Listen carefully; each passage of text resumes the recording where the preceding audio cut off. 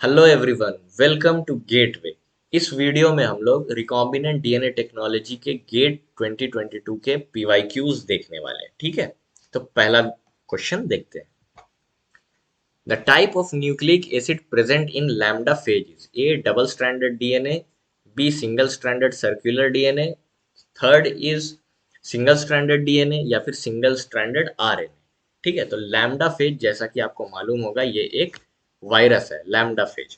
ठीक है, तो इसमें जो इसका जेनेटिक मटेरियल होता है ये एक लीनियर डबल स्ट्रैंडेड डीएनए होता है जिसका लेंथ जो है अप्रॉक्स 49 किलो बेस पेयर होता है। ठीक है, और इसमें एक स्पेशल जो कैरेक्टरिस्टिक होता है, इसमें कॉस साइट्स या फिर कॉस एंड्स प्रेजेंट होते हैं जो कि स्टिकी नेचर के होते हैं। ठीक है, तो इसी पॉइंट से, इन कुछ पॉइंट से हमें अपना आंसर मिल गया जो कि डबल स्ट्रैंडेड डीएनए है। Option A is the correct answer. ठीक है, नेक्स्ट क्वेश्चन देखते हैं। The restriction sequence of type 2 restriction enzyme are given below. The symbol arrow indicates cleavage site. Identify restriction enzyme that generates sticky end. मतलब कि कौन से जो restriction enzymes हैं यहाँ पर वो स्टिकी एंड जनरेट कर रहे हैं, वो हमें पता लगाना है। ठीक है, और ये सिंबल जो है एरो ये बता रहा है कि कहाँ पर जो है क्लीवेज हो रहा है। तो इसका हम लोग जो है कॉम्प्लीमेंट्री सीक्वेंस बना लेते हैं।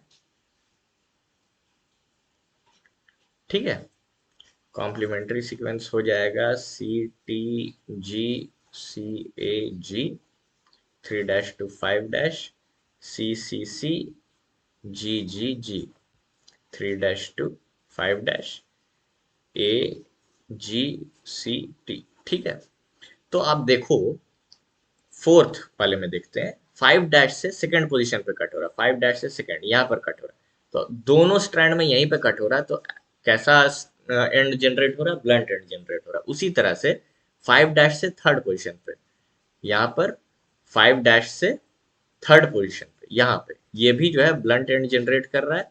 5 डैश से थर्ड, यहाँ भी 5 डैश से थर्ड, ये भी ब्लंट एंड जनरेट कर रहा है, तो ऑब्वियसली एक ही बच रहा है ये वाला।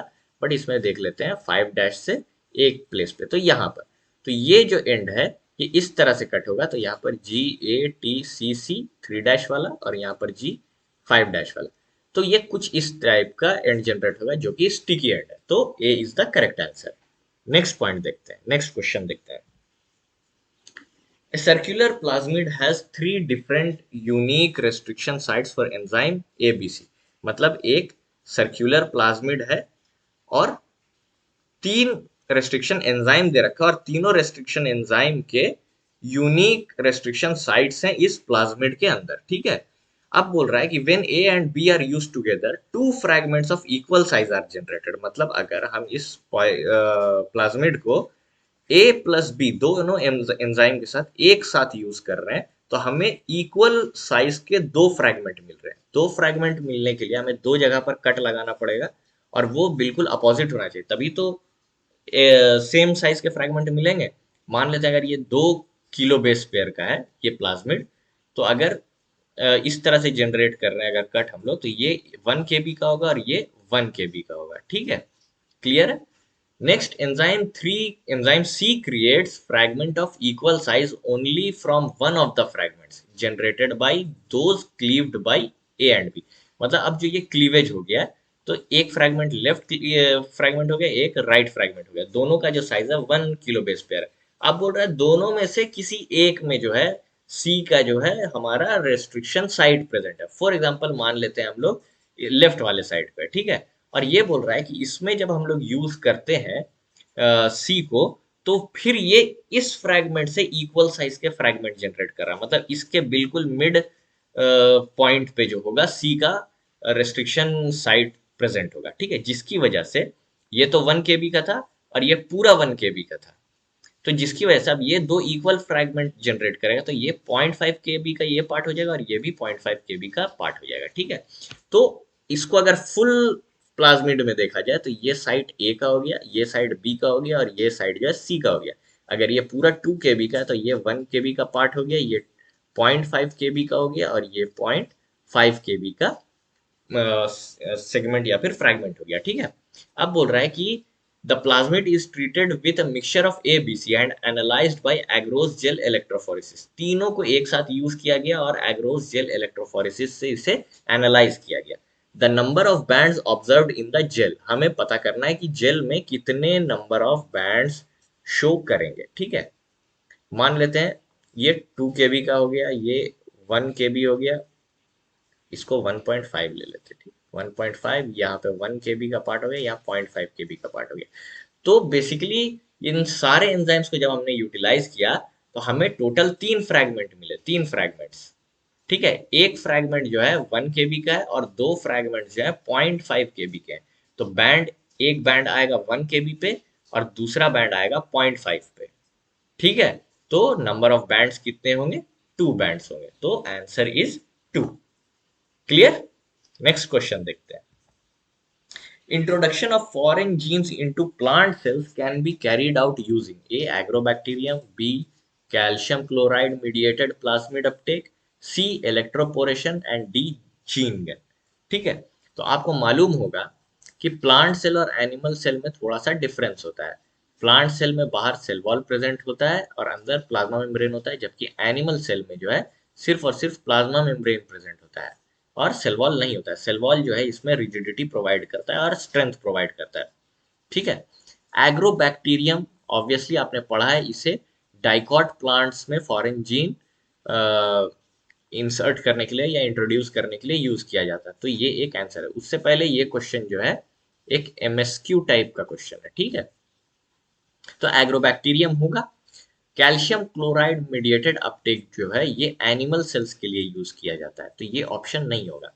इलेक्ट्रोपोरेशन में क्या होता है? इलेक्ट्रिसिटी की यूज करके माइन्यूट पोर्स जनरेट किए जाते हैं और उससे जो है DNA जो है इंट्रोड्यूस होता है और ये जो है प्लांट सेल के लिए यूज होता है, तो इलेक्ट्रोपोरेशन भी होगा। और जीन गन में क्या होता है कि माइक्रोस्कोपिक पार्टिकल्स होते हैं टंगस्टन और आयरन के, जो कि जीन से कोटेड होते हैं और उससे बॉम्बार्ड किया जाता है सेल्स को।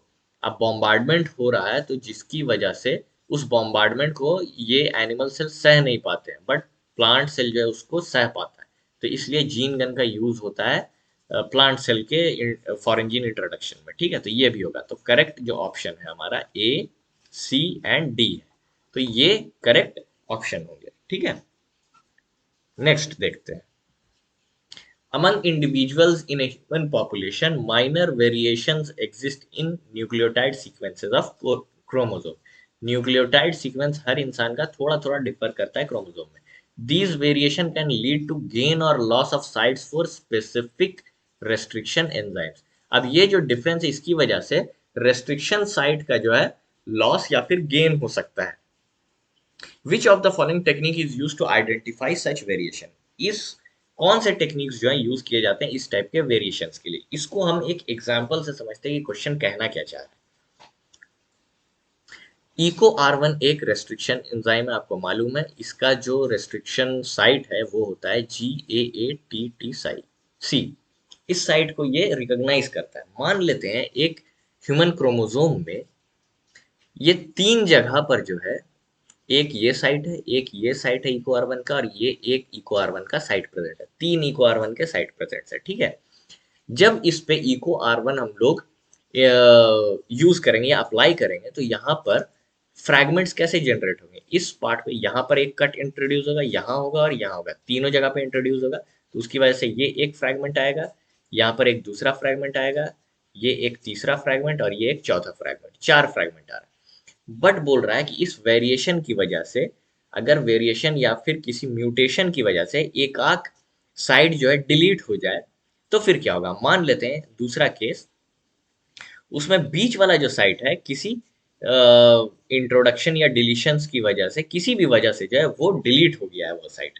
जैसे कि मान लो इको R1 का GATTC साइट है, तो ये अगर म्यूटेशन की वजह से GAACTC हो गया, ठीक है, तो इको R1 तो इसे रिकॉग्नाइज नहीं कर पाएगा, तो उसकी वजह से यहाँ पर जो है ये साइड जो है ये लूज हो जाएगा, ठीक है। अब अगर इको R1 इस वाले DNA पे इंट्रोड्यूस करें हम लोग, तो बेसिकली यहाँ पर जो फ्रैगमेंट जनरेट होंगे, यहाँ पे एक ऐसा फ्रैगमेंट, यहाँ पर एक बहुत बड़ा फ्रैगमेंट और यहाँ पे एक छोटा फ्रैगमेंट। तो यहाँ पर इस वाले में और इस वाले में आप लोगों को डिफरेंस दिख रहा होगा। ठीक है, डिफरेंस किस में दिख रहा है? बेसिकली पॉलीमॉर्फिज्म को, डिफरेंस को पॉलीमॉर्फिज्म कहा जाता है। ठीक है, और लेंथ पॉलीमॉर्फिज्म, यहाँ पर डिफरेंस, आप दोनों में लेंथ में डिफरेंस दिख रहा है आपको, दोनों के लेंथ में डिफरेंस है, तो ये लेंथ पॉलीमॉर्फिज्म हो गया। ठीक है, अब किसके लेंथ में? तो फ्रैगमेंट्स के लेंथ में। यहाँ पर आपको बहुत सारे फ्रैगमेंट दिख रहे हैं, फ्रैगमेंट के लेंथ में डिफरेंसेस है, तो फ्रैगमेंट लेंथ पॉलीमॉर्फिज्म।